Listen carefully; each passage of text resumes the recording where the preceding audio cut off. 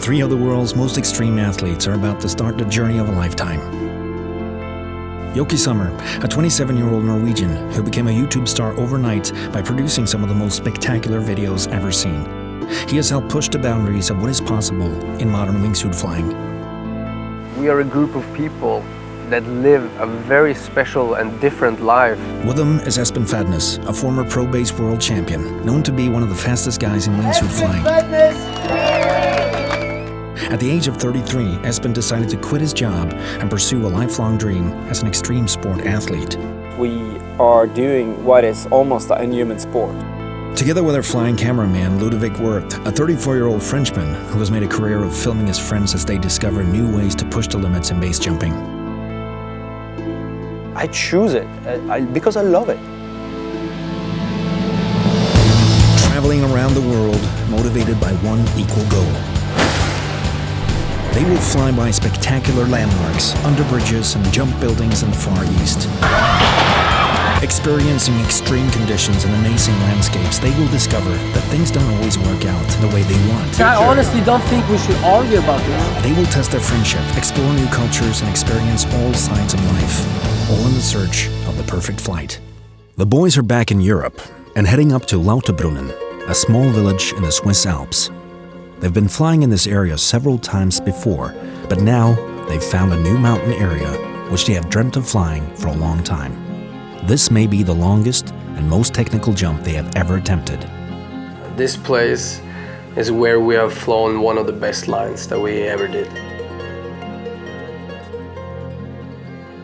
For us, Lauterbrunnen and Switzerland area has a lot to offer in terms of terrain flying.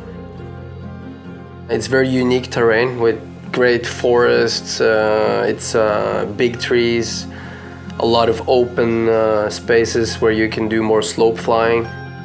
It's very easy accessible with the helicopters, and it's a safe place to actually get the shots that we want to do and to actually get that perfect flight. The idea about this trip was to fly the nicest line, find the perfect flight, but you know, I don't know if such thing exists, like perfect flight. I would love to experience that. So I fucked up in Bangkok, crashed like hell from a building and right in the street, fucked up my ankle, been limping around for a week. Hope I'm ready for Lauterbrunnen. Due to a bad weather forecast for the next days and a tight traveling schedule, they have to jump tomorrow morning. So all necessary homework of planning the line has to be done right away. Yeah, the mobile battery. Look at that slope. Is it? This is power lines, yeah. No. Yeah, this is power lines. Over impression. No, it's power lines. Is it? What? Yeah, because you see the power line. Yeah, that's power lines. But that's okay, we can ones. fly under. Yeah, but Even though, of course, we always have that little pressure because it's a new thing, a new jump that we have never done. But I mean, we did our homework good enough to be relaxed. It is pretty hard to find the perfect flight. Searching through Google Earth. We know when we're here that we need to have everything perfect. We need to know that this is our day. The thing is that in Switzerland it's not allowed to film on Sundays. So we have to go straight for shooting tomorrow. We're not going to traverse, we're just going to come around this corner and then we're going to cross over and go down this gully. How high up do you start proxy flying? You start on the top of the Eiger. top of the Eiger. Okay, so you just fly on the back side, right? Flight. Yeah. It's a super scenic flight. It's a No, beautiful scenic not flight. proximity until you're down here. You know? Looks good, looks great.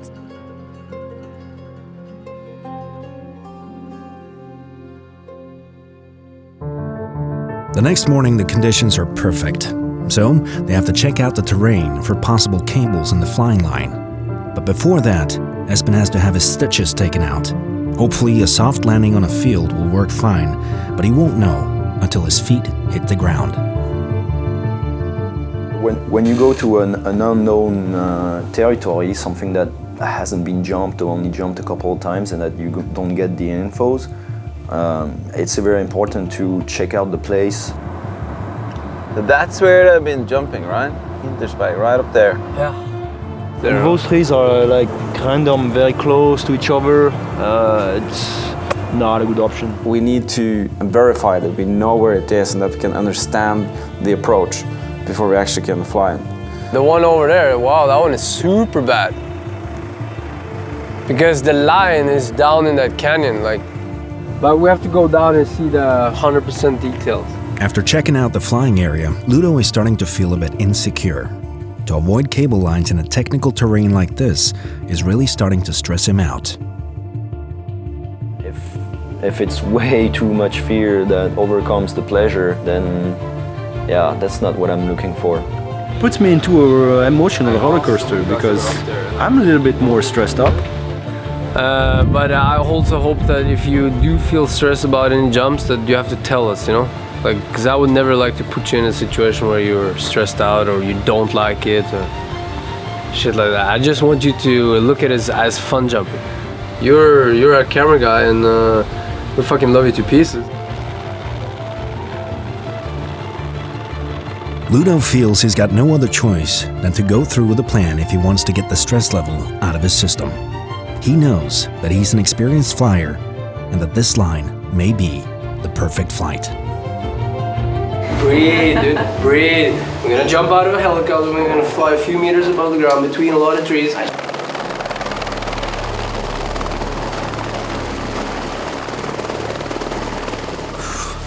Fucking nervous, you can see it in my heart rate. The time has come, and the boys are ready for one of the longest and most technical jumps they have ever done.